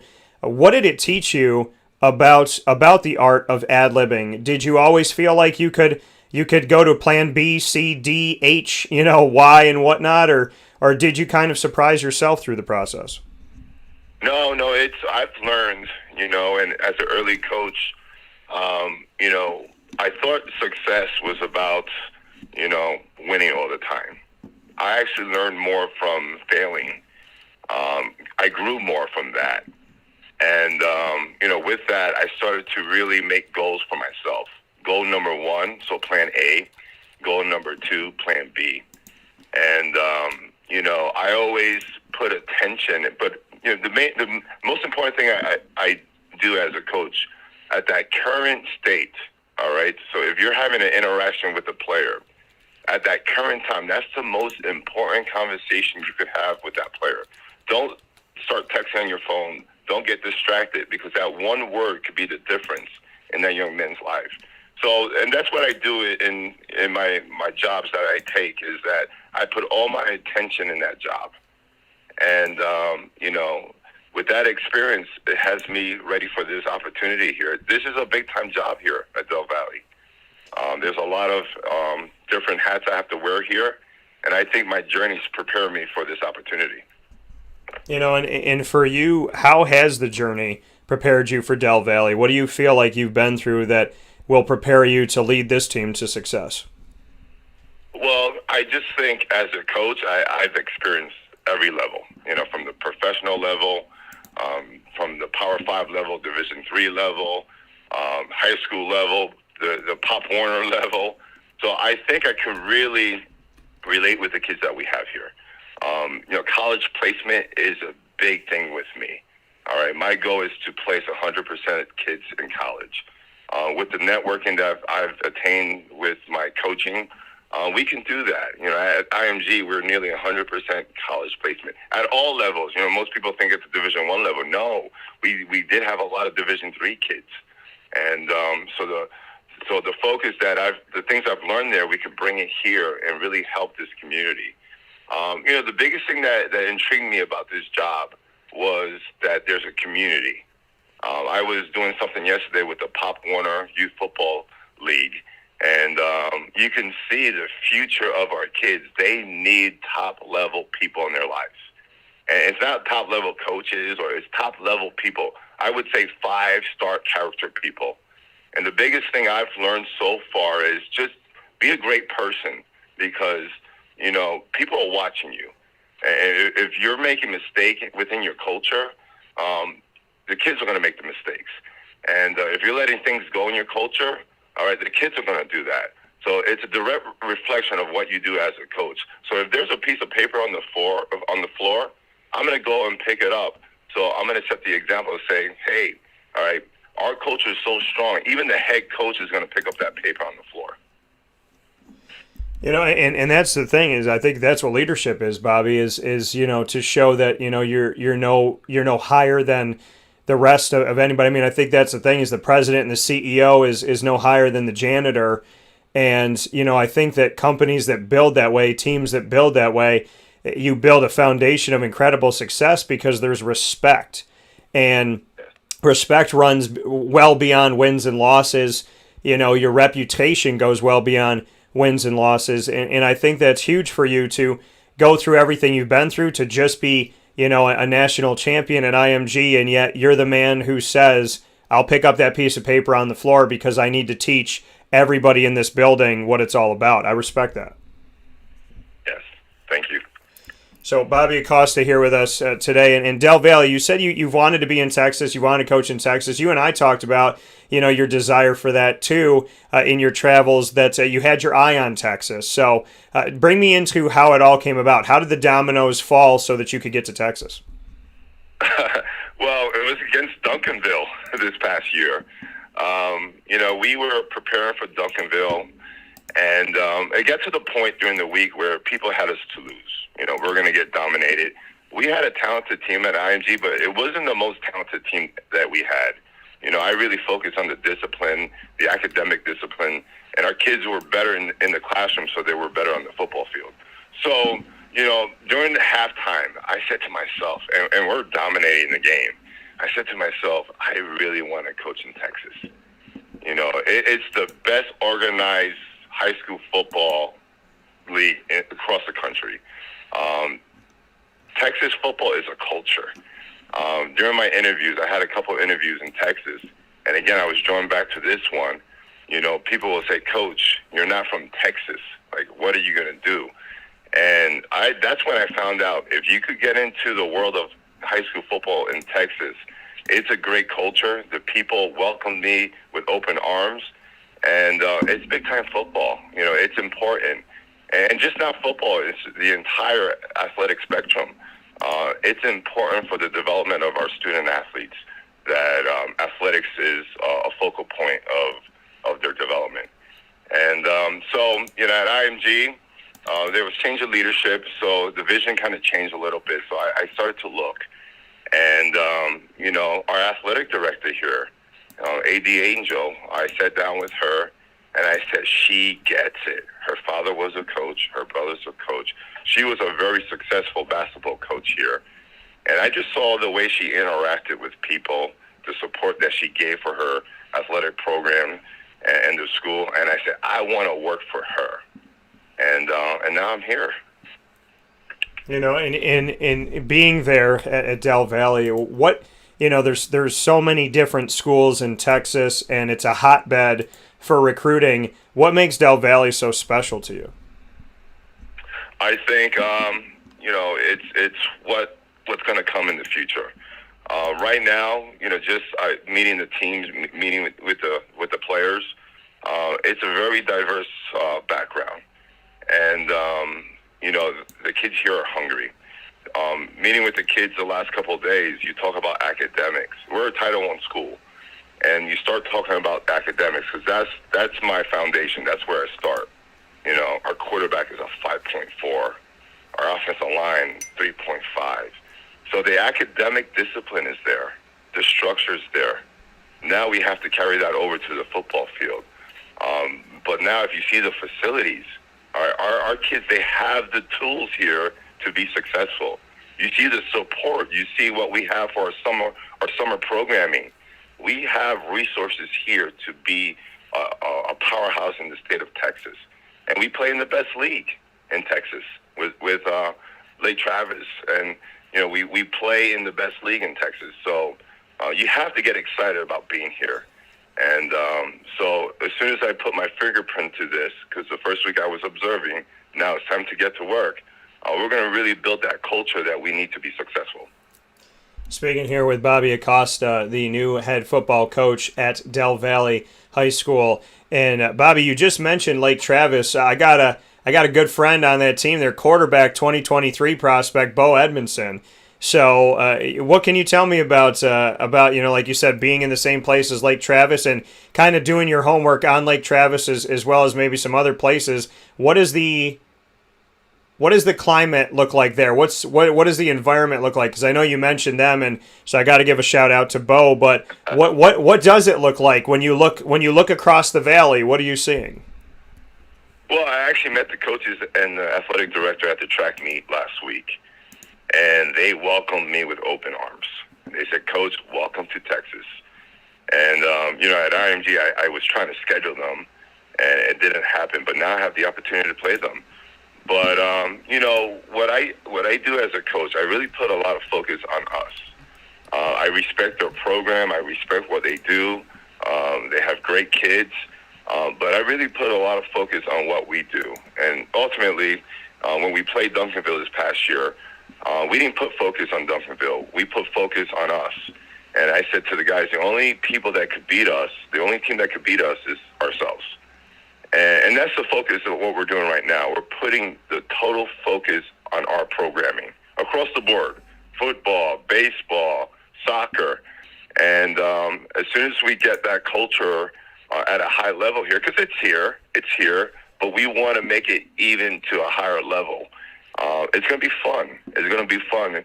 I don't know if that's a rivalry, but we're looking down the road right now saying that is a game circled on our calendar. Because we know that if we could compete with that team, eventually we could beat that team. It's going to put our program on the map. Yeah, and for your program to excel there, I mean, like you said, you kind of, the first week just kind of stood back and examined everything. You talked about the importance of being a student and not just an athlete, which I respect that very much. And I think every coach should have that focus. To go to the athlete side of it, what can you say about, the team that you're coming in with, the clientele that is there already on the field? How much do you know, and what does it look like at Del Valle right now? Well, we have a lot of kids. We have a varsity team, a JV team, and 2 freshman teams. We have a lot of kids walking around campus that we have to get engaged. Just looking at it right now, looking at the quarterback position, we have quarterbacks. We have wide receivers. We have offensive line. We have defensive players. I don't know if you saw my Twitter with the linebacker doing the backflips. We have a defensive end that he could be dominant. What I said to a couple of the kids, I said, hey, you could have played for me last year. And but the development is what we need to really put focus to, getting bigger, stronger, faster, developing the leadership skills, developing the mental skills. So that's where I think you're going to see the big difference. Again, when I was at St. Scholastica, my left tackle was 5'8", 190 pounds. But his mindset was he was going to dominate every play. So if we could get away from that average mindset and really push our kids to excel at a very high level every single day in the classroom, in the community, and on this football field, we're going to compete with those teams sooner than later. And that's the complete focus that we're doing right now. Prepare our kids so they can perform at a high level academically, athletically, and socially. And Bobby, you had the opportunity to, you talk about the kids, you had the opportunity to speak with the younger players, the future of the future of Del Valle, potentially. Just what you could say about that, the fire and the excitement that you get to talk to kids of any age, because the videos that you posted on social media and whatnot of, you just get hyped and you get excited and you smile and you have that energy. You can't teach that. So just bring me into that a little bit. Dan, and that's what I was missing at IMG. We didn't have a community. It was just a group of players that came into the place, and we had to develop them quickly to be a team. This opportunity here, we can build it from youth football all the way through high school. And what I told the parents yesterday, our plan is to educate you so our kids come here, to put the kids on a plan so they get to college. Because college, if you get to college, it could change the next 4 or 5 generations of your family. We have a lot of first-generation students here. And what I said to the parents yesterday, we're a family now. and I want to get to know you. I want your kids to get to know me, and that's how this relationship is going to start here. But meeting with the kids, and that's like the third or fourth time I met with the kids. They excite me to come to work every day. Yesterday we talked about ball security, and the kids try to tackle me and try to get the football. But now we have the chant down. What time is it? Game time. That energy, that enthusiasm could really go a long way. And ultimately at that age, you want to make football fun, so you can engage these kids so they can learn all the lessons that football are going to teach them. Because these kids are going to go through every single emotion on that football field. And I can't wait for Saturday. Saturday is the first home game here, and it's going to be neat to watch these kids perform. And Bobby, that energy that you have, where did it come from? Where did you develop that, that fight, that fire? Because it's body language, it's how you move, it's when you go toward them, it's when you lean back, it's when people don't always see it or respect the art of being a motivator, that it's when you look, it's when you turn, it's when you smile. There's so much purpose in every move you make and in what you say when you're trying to lead and motivate and make positive change. So where did that all come from in your life? Well, my mom was a very young lady. She had twins. And my father wasn't around a lot. And just the fight my mom had every day. She worked 2 jobs. There's times that we moved every year. But you can never tell that she was struggling, because she always had that smile. I'm getting a little upset. She always had that smile and that enthusiasm. So we always thought everything was okay. Yeah. My father used to say, "Hey, I'm going to make your game." And he never did. So the enthusiasm that my twin brother and I had, it was generated from my mother. And that's why I do what I do. Speaking here with Bobby Acosta, Del Valle High School head football coach. And Bobby, you talk about your mom and how she never seemed to, look like anything was wrong. And sometimes, like you said, you were moving all the time, moving frequently. Did that, in a way, help you become a coach? Because life as a coach, you are constantly on the move. You've been to a lot of different places. I mean, a lot of people don't understand how somebody can just pick up, pack their suitcase, and then be in another state 5 minutes later. And, I've seen it with incredible people. And you've done that. You've literally picked up and gone somewhere else, and this is what you're doing. And what can you say about that? Did mom's ability to get you and your twin brother up and moving, did it help you to be able to adjust in a very strange world? Because very few people can live in the world of a coach where you literally are somewhere on Monday and then you're starting your life in a new chapter on Wednesday. Yeah, and that's the college coaching world where, it becomes very transient, and I was looking for a place where I could just settle in and just really everything I've learned in the profession, just lay it out. And I found a place here. But the biggest situation is that with coaching, you can impact so many people. And, I've impacted people at Syracuse. I've impacted people at, in Pennsylvania, New Jersey, Florida. Now I have an opportunity to impact people in Texas. And, that's what really gets me motivated. The fact that we have a platform here that we could draw a lot of people together for one purpose. And that motivates me. And Del Valle, being there and having that opportunity and being in the state of Texas, how does this challenge you now? Like, what does this chapter look like for Bobby Acosta with everything you've been through and everything you've done? What excites you, energizes you? What makes you feel like, this chapter could it be the best chapter you've had so far? Right now it's challenging because, you have a new staff. You have new kids, a new administration, a new board. You have to get everyone on the same page. Alignment is so important. When you state a vision, you have to get everyone really focused on that vision. And if there's one person not aligned with that vision, it could hurt your culture.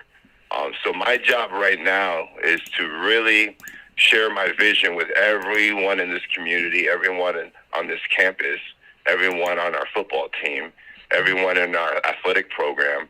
Show them the vision so we can all build it together.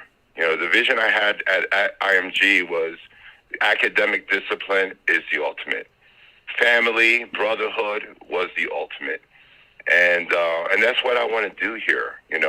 I want to show our families that we're going to do this together. I want to show growth in our student athletes. And, at the end, you're going to be successful because of it. And, being a football coach and having a successful program has nothing to do with running football plays.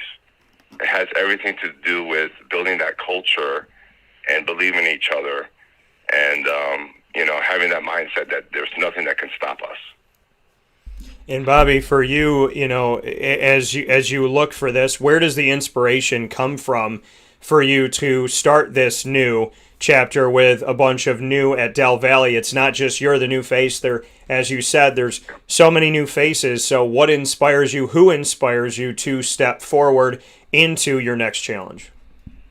Well, my own kids, they're still in New Jersey, and the interactions that we have on FaceTime and on the phone call really inspires me to say, hey, let's do a good job so we can move them here. The next thing is, if you had the chance to meet with our kids, you can see that they need us. They need that extra motivation to really, work on not being average every day. Because I'm a strong believer is that if we can really excite our kids to go to college, to be prepared for the work world, we're going to really develop a great community that we're going to be proud of. And we're doing it through sports. And so there's a carrot there. But I'm doing it through the academic discipline. So I'm putting a lot of focus on that with our players right now. And Bobby, you made mention, speaking here of Bobby Acosta, Del Valle High School head football coach who just accepted the job here. You made mention of your father wasn't around a lot and that he would say, I'm going to make your game, and he never did. What did that teach you? Because you're going to inevitably, and I'm sure you have already as a coach, encountered that and seen that with somebody else, whose parent or guardian or whoever didn't show up. And I mean, you might have had conversations, late at night in your office talking to these kids that might have cried or been angry or whatever it may be.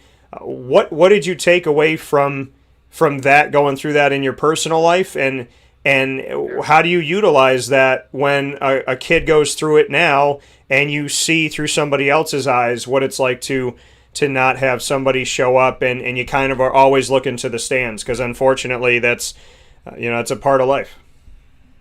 Yeah, the biggest thing I've learned is don't hold the grudge. Use that opportunity to grow. And we do have a lot of players here with single parents. And, with my experience, I can relate with these kids. And, I had a discussion with our quarterback yesterday. He lost a parent last year this time. And, I think I could provide a lot of support. And, but, I think the biggest thing is don't hold the grudge. Everyone has a situation that, my father couldn't be there. And because of that, my brother is a stockbroker, and I'm the head coach of Del Valle. So we used it as a motivation, and we didn't allow it to be a crutch. And my mom is doing a really good job. My younger brother is, a manager of enterprise. So, you can't, what I tell our kids here, you can't have an excuse not to do something. I've been there, done it. If you're having problems, find support, find help. We'll get you through the situation. And you being a father, obviously everything you've been through and everything you've learned. How would you describe yourself as a father? And what I think is beautiful that when the announcement came out that you're the head coach at Del Valle High School, it's not just a picture of you, it's a picture of you with your kids. So Yeah. what can you tell me about what you've learned as a father? And then secondly, how hard it is to, be chasing your dreams and to know that, your kids are in New Jersey and, you're not coming home to them every single day. Yeah, when I left for Syracuse, I promised Alicia that I would never move the kids, and I didn't, because there's a comfort there. She has her family there, but everything I was going to do was to enhance their life. And so, working through the different jobs, the first conversation I have is with my kids. And they tend to look at losing as a situation that Coach Acosta or Dad is going to lose their job. So when at IMG we won the national championship, they kind of looked at it saying, "Hey, you're going to be there a long time." But they saw this opportunity. My son loves computers. He loves doing research. He researched this area, and he says, "Coach," he calls me Coach. "Coach, it's a great job." And my Sophia, she's in that phase right now where she has a lot of swagger and she can't do anything wrong. There's a lot of support there, and she has her communion in 2 weeks that I'm going to go up to New Jersey for, and I can't wait. So every moment that I have with them is special. And, maybe in the future, they can start to look to move down, and I can't wait for that, because I need my kids to watch the kids here. I want to see our players interact with my own kids, because that's when it's special. And Bobby, right before I let you go here, to something that I live with. I'm not a dad yet. I'm not in that situation yet. God hasn't put me there yet. But if and when that happens, I believe you can have both. My dream has always been to, be a husband and a father, but I love my career, and that's a dream too. How can you have both? How do you balance both? Do you believe you can have both?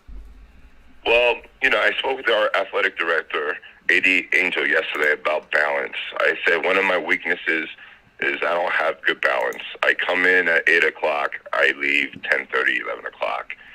This job is going to teach me to have balance, because Sunday was my first day I ever took off on Sunday, besides going to church and things like that. But this building has an alarm system.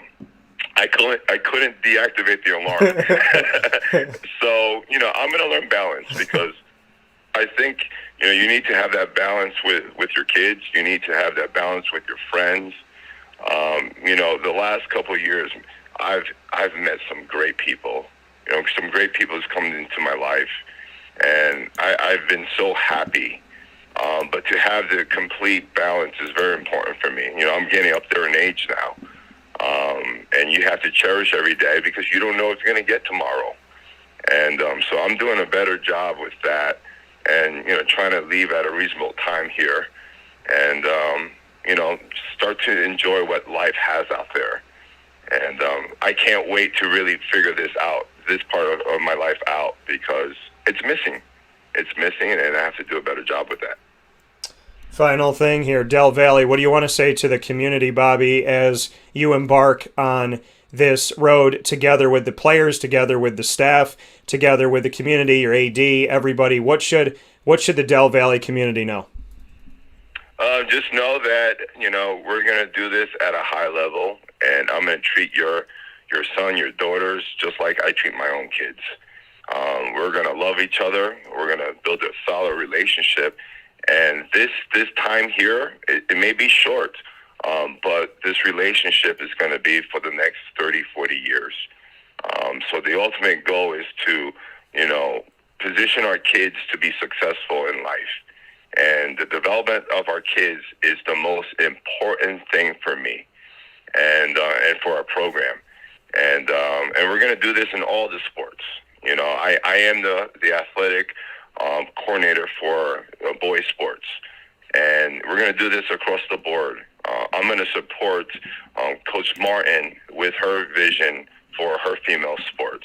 I'm going to support the academics. We just hired a new principal where she's a rock star, and she's going to enhance what we're doing. So, we're here to really develop our kids at a high level, and I can't wait to see everyone at the games.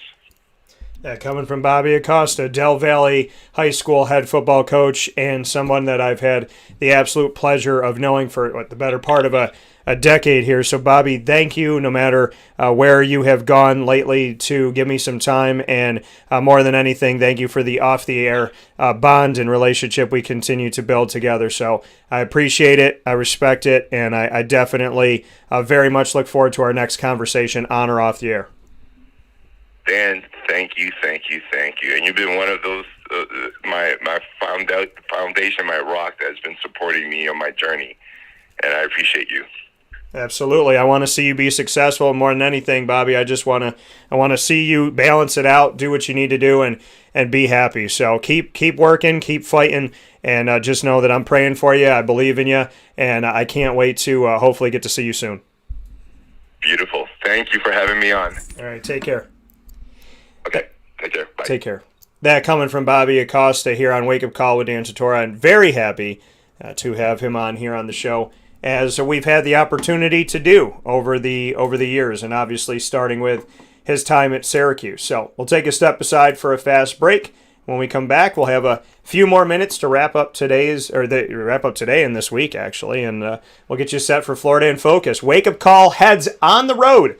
Hashtag Wake Up Call OTR. Hashtag Wake Up Call on the road. Hashtag Wake Up Call everywhere. That's right, baby. I'm embracing the hashtag because I like that. Wake Up Call OTR. I like doing that. So we'll be on the road with Florida in Focus, and we'll talk about that and get you set for it right after this.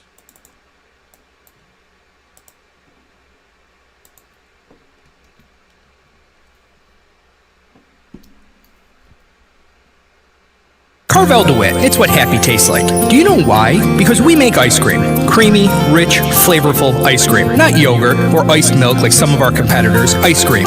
Fresh, by hand, daily. For the calorie conscious, we have something new for you. Our new Carvelite. Same great flavor, creaminess, and texture of our regular ice cream with only 35 calories an ounce. So whether you want an ice cream cake, flying saucer, dasher, carvelanche, hard or soft ice cream, we will satisfy your craving with our fresh, handmade regular or new Carvelite ice cream. Carvel DeWittm. It's what happy tastes like.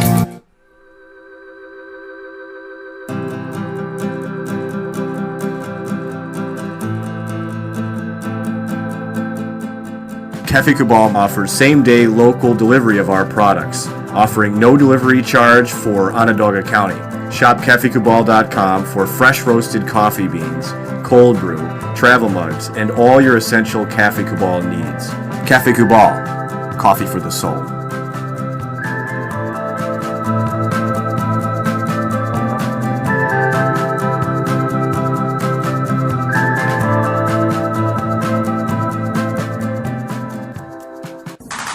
The Wildcat Sports Pub in Camillus, New York is located on 3680 Milton Avenue in the Home Depot Plaza. It is your family-friendly sports bar and restaurant. Folks, some sports bars aren't family-friendly. Some family-friendly restaurants are not sports bars. The Wildcat Sports Pub in Camillus, New York is proud to be both. It is that marriage that you've been looking for years. The Wildcat Sports Pub is your home base for your sports bar and restaurant needs, games for the kids, indoor and outdoor activities, and enough things on the menu to come back every single week and get to try something new.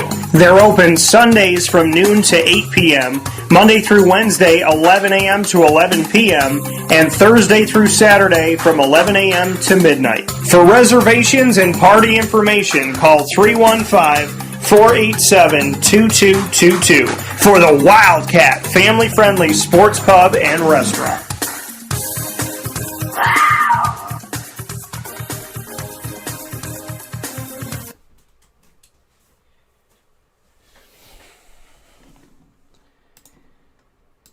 Welcome back here to Wake Up Call with Dan Tortora on wakeupcalldt.com, your one-stop sports shop, and on mixlr.com/wakeupcalldt, where you're listening, you're watching on Facebook Live on facebook.com/livenowdt, and on youtube.com/wakeupcalldt. So, like I said, got a great lineup of shows coming your way here this coming week, the last week of April, officially the last week of April, from the 26th to the 30th. Wake Up Call with Dan Tortora will be bringing you Florida in Focus as Wake Up Call heads on the road to the great state of Florida, our second home of the show, and very excited to be down there. We also have Dan on Disney, so I'll be pulling a twofer, Wake Up Call new stuff coming to you, as well as Dan on Disney, so make sure you find me on social media for Dan on Disney, at Dan on Disney on Facebook, and on Instagram at Dan on Disney. Very easy and simple to find, so make sure you check me out there. A lot of great stuff, like I said, coming up. The Florida in Focus series, I am ecstatic about. Jason Lucas is going to join me on Monday to speak about the Miami Dolphins, how they've been rebuilding since Dan Marino, the quarterback history, his thoughts on Tua not having Ryan Fitzpatrick there anymore. We'll also talk about Shaquem and Shaquille Griffin, the brothers that played at UCF, and now Shaquille going from the Seattle Seahawks to the Jacksonville Jaguars, what that means for the Jaguars at the cornerback position, as they've been looking to get a little spark there after Jalen Ramsey was very talented, but also a head case, is no longer on the team.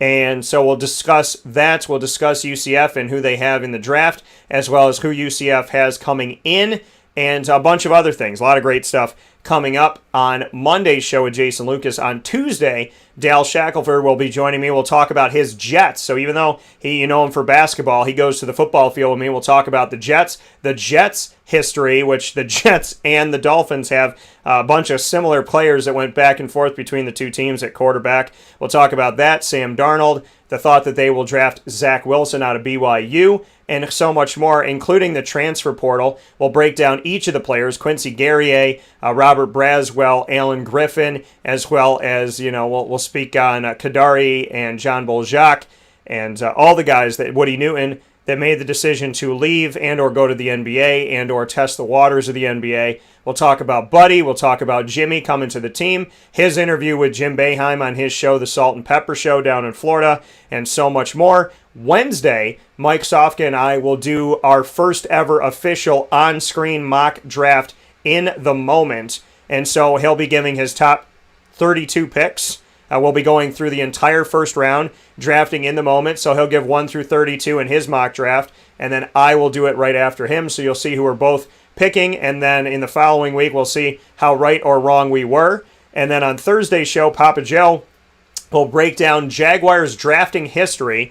Buckle up, folks, because it's a little bit of a bumpy road going through the Jaguars draft history. But we'll talk about who the Jaguars drafted, their attempts at a franchise quarterback since Mark Brunell, and the Trevor Lawrence factor. We'll talk about the current roster, the moves that were made, the guys that were brought back, the guys that are coming to the team for the first time, and so much more as Papa Joe and I break down the Jacksonville Jaguars in a draft day special that is all Jacksonville, with them on the clock with the number 1 pick. And on Friday, I'll be joined by Rex Culpepper. Rex, who's with me every other Tuesday at 11:30 a.m. Eastern Time, right here on Facebook.com/LiveNowDT. Rex will be joining me to speak on all different things, bigger picture world stuff, things going on with him working to be a lawyer, his family, going through the pandemic, what if he was ever nervous during the pandemic to play at Syracuse, especially having gone through cancer treatment, if he ever thought about opting out, as well as so much more, as Rex and I truly break down a very special multi-layered show from Tampa, Florida. So a lot of great stuff coming up this week for the Florida in Focus series, and I can't wait to have you be a part of it. You can watch it live on Facebook.com/LiveNowDT, Facebook.com/WakeUpCallDT, and on YouTube.com/WakeUpCallDT. We'll take our final step aside of today's broadcast and wrap up the week officially right after this from inside of the Cafe Kubal studios.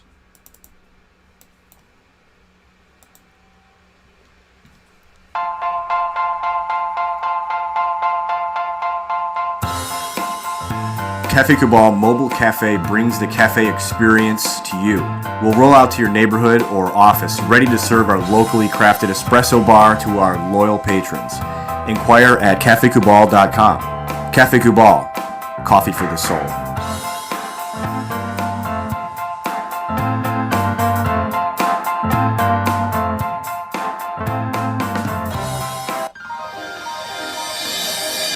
Ma and Pa's Kettle Corn and Popcorn Factory, located on 201 7th North Street in Liverpool, is home to over 40 flavors with more than 200 flavors in their total wheelhouse. Sky's the limit for this sweet and savory Central New York company. Keep it local at your parties, fundraisers, wedding showers, baby showers, and more by calling 315-450-MA-PA. That's 315-450-6272 for popcorn bars with custom flavors and colors at your upcoming event. Make sure to visit them on 201 7th North Street in Liverpool, New York. And for more information, go to maandpassnacks.com. Ma and Pa's Kettle Corn and Popcorn Factory.